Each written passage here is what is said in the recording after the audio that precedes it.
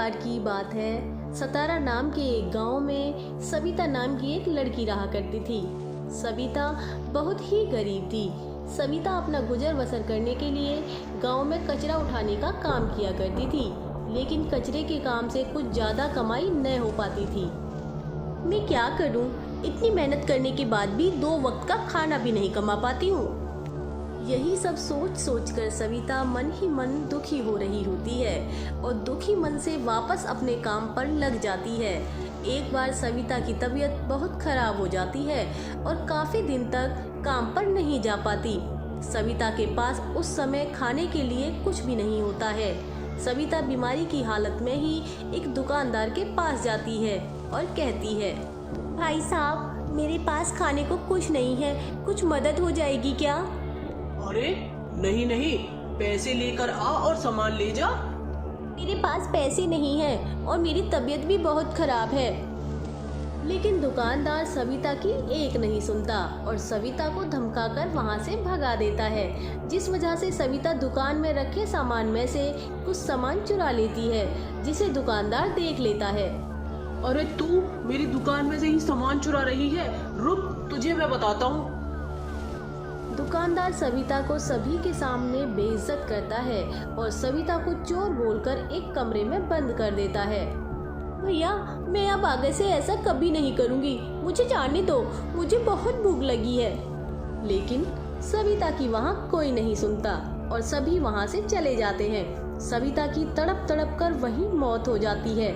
सुबह जब दुकानदार उस कमरे में जाता है तो सविता को मरा हुआ देखकर बहुत डर जाता है। हे भगवान, ये क्या हो गया? अगर ये गांव वालों को पता चल गया तो मुझे जेल जाना पड़ जाएगा। इतना सोचकर दुकानदार सविता को उसी कमरे में दफना देता है और वहां से चुपचाप चला जाता है। दुकानदार इस बारे में किसी को कुछ नहीं बताता। दुकानदार अपनी दुकान के काम में लग जाता है और ऐसे ही कई साल बीत जाते हैं, लेकिन सविता की आत्मा को शांति नहीं मिलती, जिस वजह से वो एक चुड़ैल बन जाती है। मुझे मार दिया। मेरी मौत का जिम्मेदार ये पूरा गांव है। किसी ने भी मेरी मदद नहीं की। अब देखो इस गांव में रहने वालों का कैसे जीना हराम करती हूँ। जब दुकानदार दुकान से अपने घर जा रहा होता है कि चुड़ैल उस दुकानदार का पीछा करती है और सुनसान जगह देखकर दुकानदार के सामने आ जाती है। कौन हो तुम और मुझे इस तरह क्यों डरा रही हो? तू मुझे नहीं जानता। मैं सविता हूँ, जिसको तुमने उस कमरे में दफना दिया था। मैं अपनी मौत का बदला लेने आई हूँ। मैं तुम्हें मारना नहीं चाहता था, मुझे नहीं पता था कि तुम्हारी मौत हो जाएगी। मुझे माफ कर दो, मुझे जाने दो। दुकानदार को इस तरह गिड़गिड़ाते देखकर चुड़ैल बहुत खुश होती है, लेकिन दुकानदार की एक नहीं सुनती। दुकानदार को जान से मार देती है और वहीं पर उस दुकानदार को दफना देती है। जैसा तूने मेरे साथ किया था वैसा ही मैंने भी तेरे साथ किया है, लेकिन मेरा बदला अभी पूरा नहीं हुआ है। ये सारा गांव मेरा कातिल है। मैं इस गांव के एक एक आदमी को जब तक नहीं मार देती, जब तक मुझे शांति नहीं मिलेगी। और इसी तरह से चुड़ैल एक एक करके गांव वालों को मारने लगती है और सभी को मारने के बाद दफना देती है।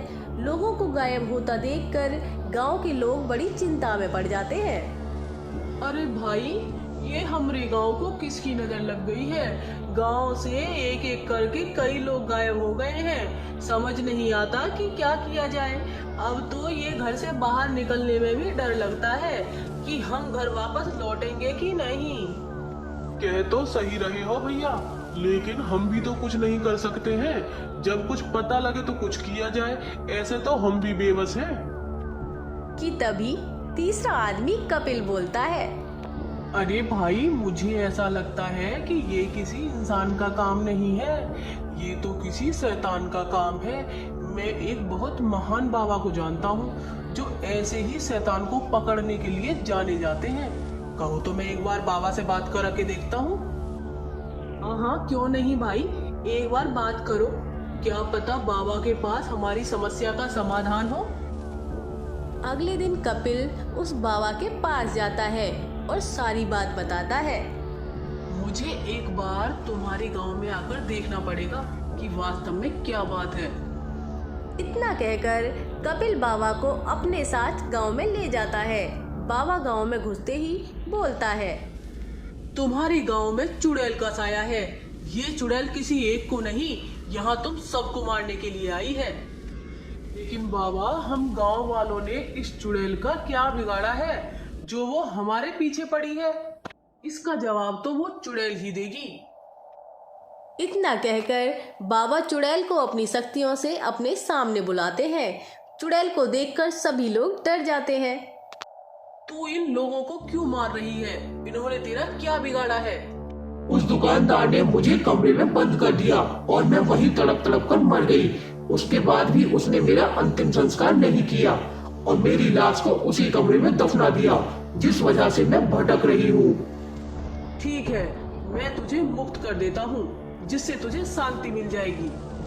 इतना कहकर बाबा उस कमरे में से सविता की लाश को जला देता है, जिसके जलते ही चुड़ैल भी जलने लगती है और वहीं से गायब हो जाती है।